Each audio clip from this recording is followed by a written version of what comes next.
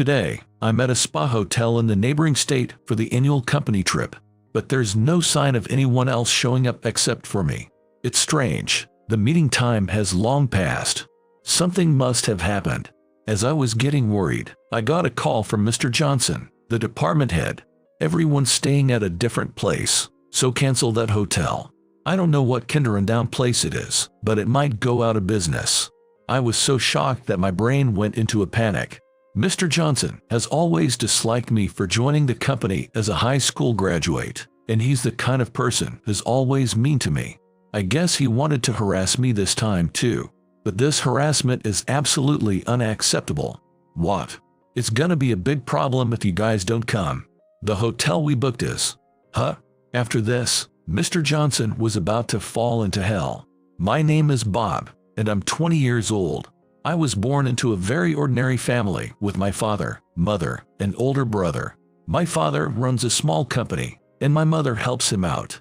My brother, Michael, who is 10 years older than me, often took care of me in place of my busy parents. Michael is not only good at studying, but also versatile in sports, and he looks cool to anyone. He taught me how to study and play sports.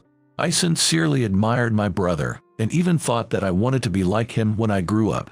However, it seemed that I had no talent for studying or sports, and no matter what I did, I couldn't do as well as my brother. Everyone has their strengths and weaknesses, and you should just do your best at what you're good at, Bob. That's right. My parents encouraged me by saying that, but as a child, I was filled with an inferiority complex. A while later, when I was a senior in high school, my homeroom teacher said something harsh to me during career counseling. I think it's gonna be difficult for you to enter university, Bob. My mother and I, who were there, were stunned. We thought it was a given that I would go to college after graduating from high school. If you really want to go to college, I think you might be able to go to this a university. A university. A university is known as a college that anyone can attend if they pay the money. Is there any point in going to such a university? I made up my mind at this point. I'm gonna work as a high school graduate without going to college. My mother was surprised to hear my words and said, "What? Are you sure about that?" I nodded strongly. I may not be good at studying or sports, but I can handle getting a job. With that strong feeling, I started working hard on job hunting from that day on. As expected, it was extremely difficult to find a company that would hire me as a high school graduate, and my job search was a tough one. But somehow I managed to get a job offer from my current company and started working. The company I started working for manufactures auto parts, and I was assigned to the sales department. When I got the job, the person who was happiest for me was my brother. That's great. You worked hard on your job search, and this is the result. Congrats. My brother was happy for my employment as if it were his own, and I was really happy. I vowed in my heart to do my best at my new job. However, reality is not that sweet. On my first day of work, I headed to my workplace office with high spirits, but what awaited me was a harsh environment. As soon as I entered the office, Mr. Johnson, the department head, yelled at me in a loud voice. "You're a high school graduate, aren't you? High school graduates are all incompetent, so you must be incompetent too." I was at a loss for words. I never thought that my boss would say such a thing to me, not even in the slightest. It's true that I'm not good at studying, but it's too cruel to call me incompetent, as if to add insult to injury to my confusion. Even Mr. Smith, the section chief, looked down on me. That's right. This guy's definitely a dumbass. We'll have him do odd jobs. Mr. Smith said that and laughed through his nose. Maybe I've joined a terrible company. I couldn't help but think so. I sat at the desk I was shown to and started organizing my belongings. Then, Mr. Smith immediately came to my desk and threw money at me. I had no idea what was going on, and as I stared at the money that had been thrown at me, Mr. Smith yelled out in a loud voice, "Your first job is to buy warm coffee for me and Mr. Johnson. Go and buy it now." Mr. Smith said that and glared at me. I got up in a hurry without understanding why, and with that money, I rushed out of the office. I had just graduated from high school and was coming to this place for the first time, so I didn't know where I could buy warm coffee. Where should I go to buy coffee that Mr. Smith would like? As I was thinking about this, I heard a kind woman's voice from behind me. "Bob, I'm done with my work, so I'll go with you. It must be tough alone." This woman is definitely Ashley Davis, who sits next to me. How kind of her. I was having trouble figuring out where to buy coffee. "You're a lifesaver. Thank you so much." Seeing how desperate I was, Ashley made a stern face. "Mr. Smith and Mr. Johnson are too arrogant just because they graduated from famous universities. Don't worry, there are several high school graduates in the sales department, just like you, Bob." Ashley smiled kindly. Then we bought 2 warm coffees at a store and returned to the office. I handed 1 coffee each to Mr. Smith and Mr. Johnson. With this, one of the tasks I was assigned was done. I was feeling a sense of relief, but suddenly Mr. Smith yelled out in a loud voice, "I can't drink black coffee. There's no sugar or milk in this coffee, is there?" I had no idea that Mr. Smith couldn't drink black coffee. My face turned pale in an instant. High school graduates can't even read the situation. "You're really useless," I said to the angry Mr. Smith. "I'll go get milk and sugar from the store," and tried to leave the office again, but Mr. Smith stopped me. "Forget it. This proves that you're a dumbass. You're officially the odd job guy of this department. Congrats." Mr. Smith is applauding me with a voice full of sarcasm. I felt the utmost humiliation. The other employees in the office were staring at me in blank amazement. From then on, I started working as the odd job guy in the sales department. Even though it's called odd jobs, it's unbelievably busy. The light bulb is out, so replace it. It's the job of the odd job guy to notice before being told, right? Shred all these documents. Yes. Got it. I was running around doing odd jobs for the sales department from morning to night.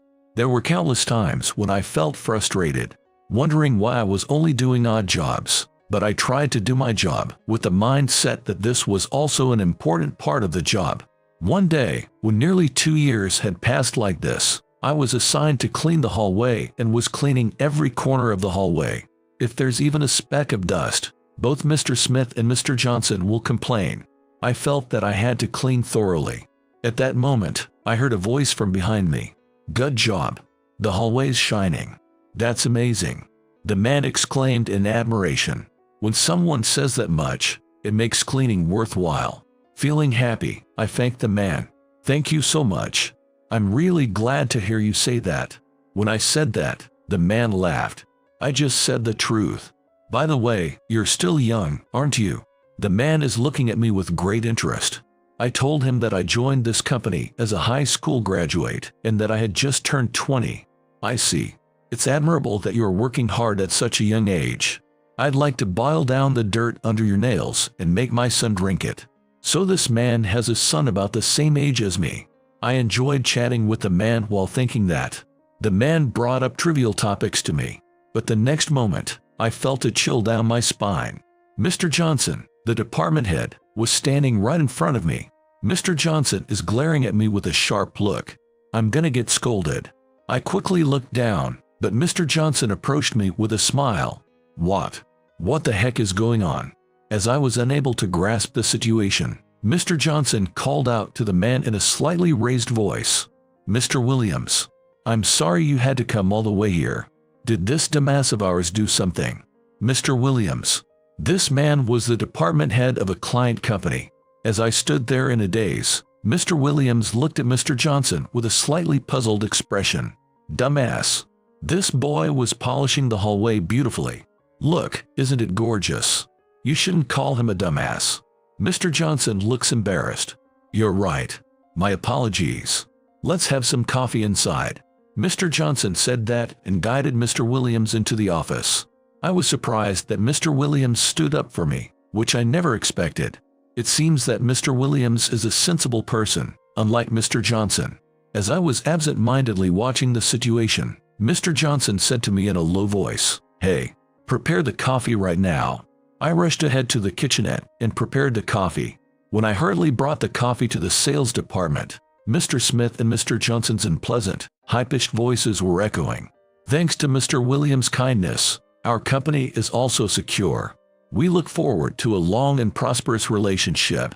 It was a side of them I had never seen before. It seemed that the business with Mr. Williams' company was necessary for this company, and they were trying to please him. As he was leaving, Mr. Williams came over to me and said, "This company is lucky to have a hard worker like you. Keep up the good work." I couldn't help but think how nice it would be if such a kind boss were my supervisor. As soon as Mr. Williams was gone, Mr. Johnson approached me. "You made me look bad." "What? What is this person talking about? I can't believe he's blaming others for his own screw-up." "I'm sorry. I wasn't convinced, but I decided to apologize. I knew that if I talked back, it would only come back to me twice as bad. You should just do odd jobs out of people's sight. Never talk to clients again. You're the shame of this sales department." I couldn't believe my ears. I was shocked to be told that I was the shame of the sales department, even though I was working so hard on odd jobs. I always try to think positively, but this time I couldn't think positively and was dumbfounded. Mr. Johnson said to me in a loud voice, "If the same thing happens again, I won't hesitate to fire you." "Fire me?" Ashley, who sits next to me, also looked surprised with wide eyes. All I could do was look down. Mr. Johnson said whatever he wanted and went back to his desk. "Bob, are you okay?" Ashley peered into my face with a worried look. I was not okay at all, but I couldn't let Ashley worry. "Yeah, I'm fine. If I work harder than I am now, it'll be fine, right? I'll do my best." Even though I said that, the word fired was too heavy for me. The next day, I woke up to my alarm clock as usual, but my body felt as heavy as lead, and I couldn't get up right away. I had to hurry, or I would be late for work. I had to get to work earlier than anyone else and clean. However, my body is not cooperating. I took my temperature and was surprised. I rarely catch a cold, but I had a high fever of 102 degrees Fahrenheit. Even so, I took some fever medicine and tried to go to work. I didn't know what Mr. Smith or Mr. Johnson would say if I took a day off for a cold. I thought I might get fired if I wasn't careful. As I was trying to force myself to put on my suit, my brother, who had been watching, stopped me. "Hey, are you planning to go to work with a high fever? You should take the day off." My brother raised his voice, worried about me, but I still didn't stop putting on my suit. "I have to go." My brother asked me the reason, looking puzzled. I hesitated to tell him because I didn't want to worry my brother, but when I looked into his eyes, I felt like I wanted to talk to him. "Actually, I'm the odd job guy at the company. There's a lot of work I have to do, and if I take a day off, I don't know what Mr. Smith or Mr. Johnson will say to me." I explained to my brother how overbearing Mr. Smith and Mr. Johnson were. My brother's expression hardened as he listened to my words. They're typical bad section chief and department head. I can forgive them for looking down on you and calling you a dumbass when you're working so hard. But there are jerks like them everywhere. Even if it's okay now, I believe that divine punishment will fall on such trashy people. I think you should just do your best at your own work, no matter what they say to you, Bob. With that, my brother took off my suit. "For now, you're taking the day off today. It won't hurt to take a break once in a while." I went back to bed as my brother told me to, and contacted the company to take the day off. That's right. All I have to do is do my best at what I can. My brother's words resonated with me more than anyone else's. And before I knew it, I had fallen into a deep sleep. I wasn't aware of it myself, but I must have been exhausted from the unfamiliar work. In the end, I had to take 3 days off work before I fully recovered. When I go to work, I'm sure Mr. Smith and Mr. Johnson will make sarcastic comments. With that thought in mind, I went to work, and sure enough, Mr. Smith glared at me. It must be nice to take 3 days off. High school incompetents are a problem because they take time off without considering others. The first sarcastic comment in 3 days was tough for me. I pretended not to hear it and sat at my desk, and Mr. Johnson immediately approached me. "What, you didn't quit?" I was looking down, waiting for the storm to pass, but Mr. Johnson said something surprising. "Book the hotel for the company trip this time. The company trip is in 2 weeks. This company has a 1-night, 2-day company trip once a year. The company trip is one of the big events that not only the sales department but all departments participate in." I couldn't believe my ears. Making reservations for 100 employees just 2 weeks in advance is demonic. Why didn't they tell me earlier? They must have just wanted to harass me. Besides, it's the General Affairs Department's job to arrange company trips. I don't understand why I have to do it. Then Mr. Smith says something surprising. The General Affairs Department seemed busy with other work, so I thought I'd have you do it, and accepted it. You can only do odd jobs anyway, right? It's a good idea. Even with odd jobs, I do overtime and all. I wish they would consider my position, doing all the trivial tasks for Mr. Smith and Mr. Johnson. I was furious, but I couldn't go against them and weakly answered, I understand. Ashley, who was watching me, said to Mr. Smith, isn't it difficult to make reservations for 100 people 2 weeks in advance? As if speaking for my feelings, but Mr. Johnson, who was listening nearby, started laughing. Even if it's difficult, you have to do it. This is Bob's job. I immediately searched hotels thoroughly. As I thought, booking for 100 people was not an easy task. Every hotel was full, and it wasn't easy to make a reservation for 100 people. This place seems to be full too. It's impossible if they tell us at the last minute. Ashley helped me search for hotels. Even though she must be busy with her own work, I think it's amazing that she can work for others. I was sincerely grateful to Ashley. With Ashley's help, I called every place I could think of, but I was turned down everywhere. This could turn out to be really bad. I was starting to feel impatient. Then I remembered something someone said and decided to contact a person as if praying to God. A few days later, I successfully made a reservation at an hotel for the company trip and reported it to Mr. Smith and Mr. Johnson. Maybe they would reconsider me a little with this. I had that faint hope, but I was made aware of how naive our thinking was. What are you reporting so happily about? This is your job. It's a given. Anyone can do it easily. Does Mr. Johnson not know how much I struggled to get the reservation? I felt like my stomach was boiling over. Moreover, Mr. Smith, who was listening nearby, also said, high school graduates are no good after all. Getting carried away just because you got a reservation. You're really incompetent. That was the limit of my patience. What I had been holding back burst out all at once. It's not easy to make reservations for 100 people 2 weeks in advance.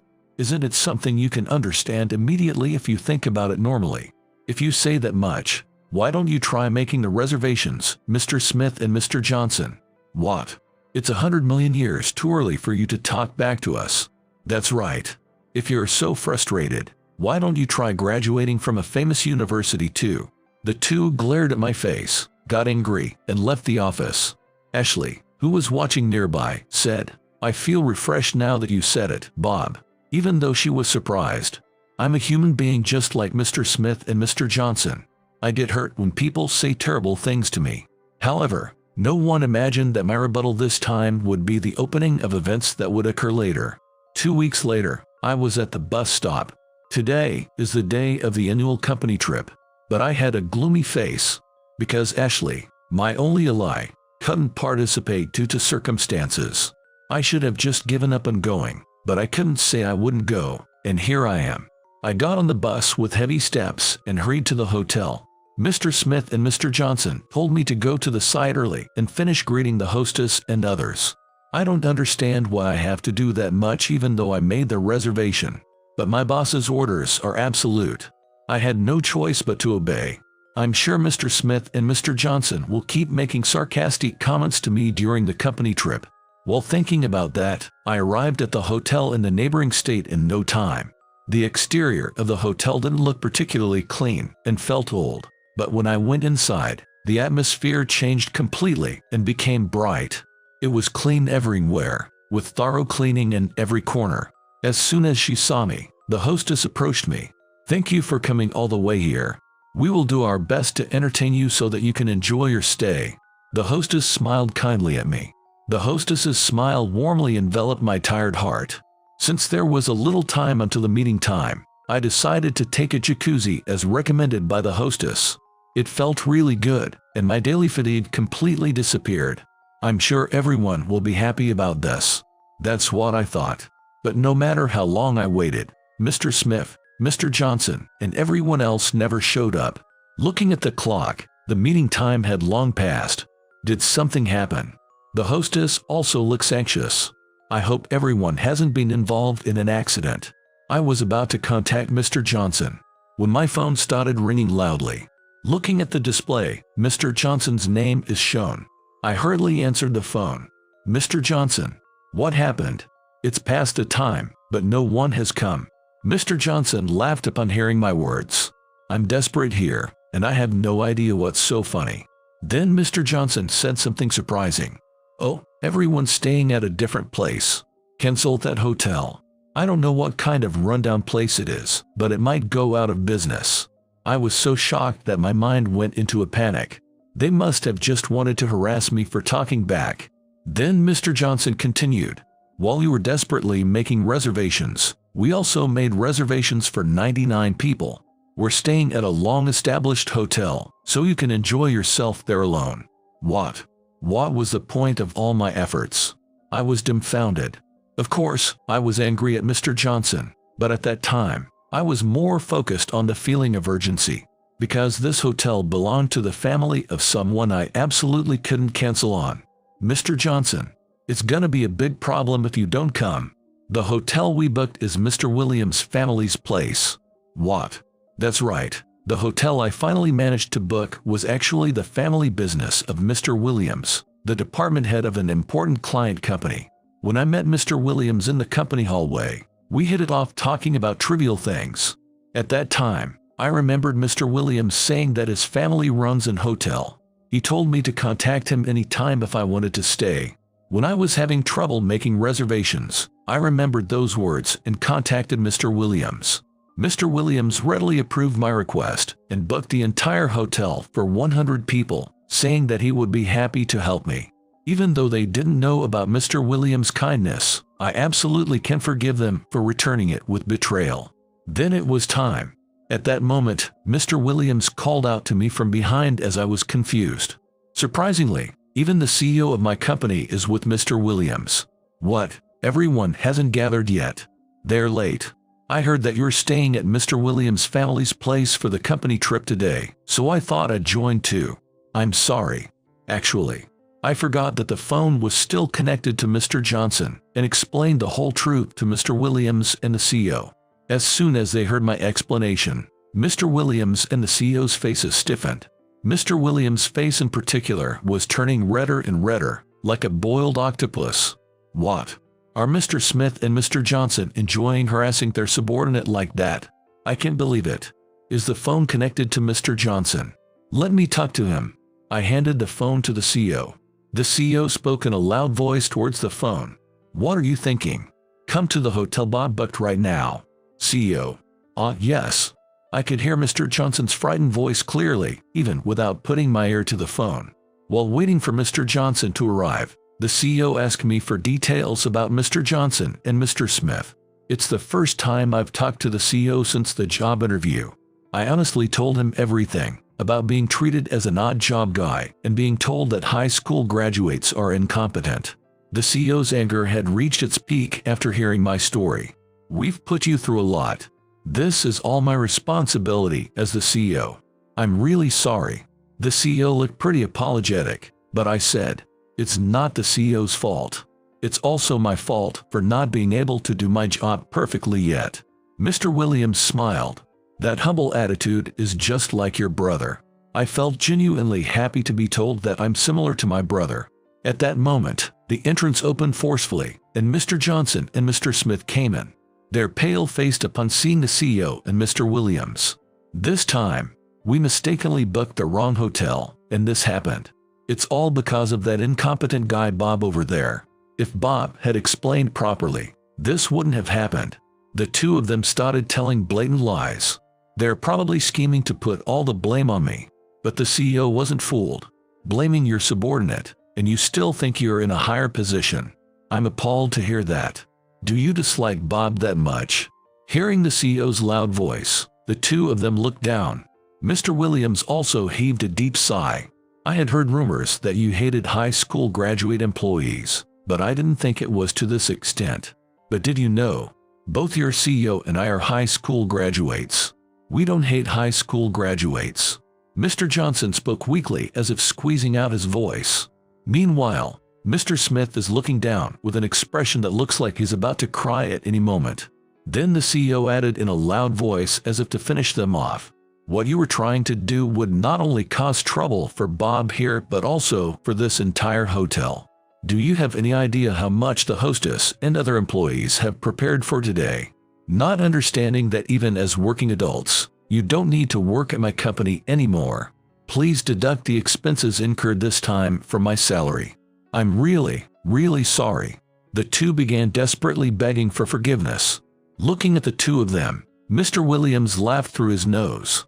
CEO, these people will definitely repeat the same thing without remorse.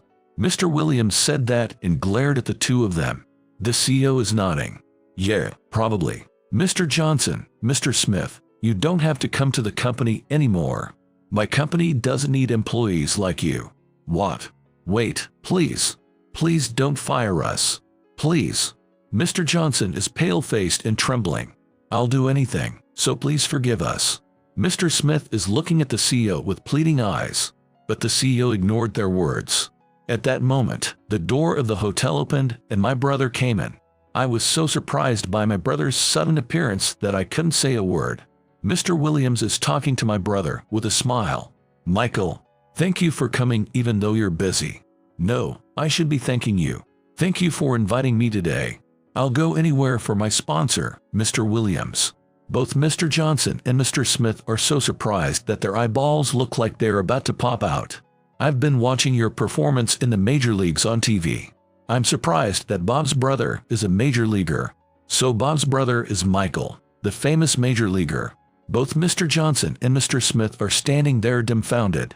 Actually, my brother is a super famous baseball player who is active in the major leagues. Moreover, Mr. Williams' company sponsors my brother. Mr. Williams, who knew that I, his younger brother, would be visiting this hotel for the company trip today, seems to have invited my brother to this hotel as a surprise. My brother noticed the unusual atmosphere and realized that the dumbfounded people were Mr. Johnson and Mr. Smith, whom I had told him about. As soon as he saw the two of them, my brother spoke in a loud voice.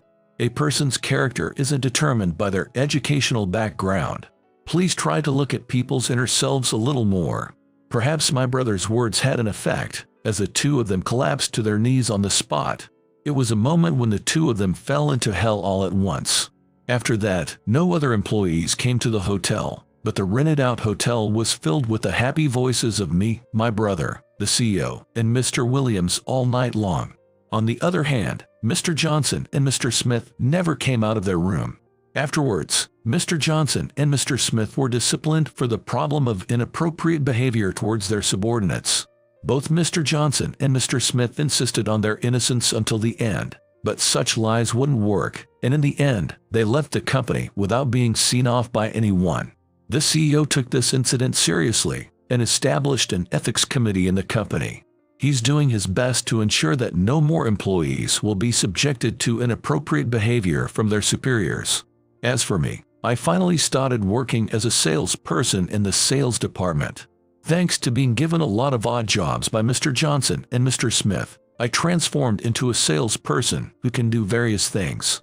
If I had given up at that time and quit the company, I don't think I would be who I am today.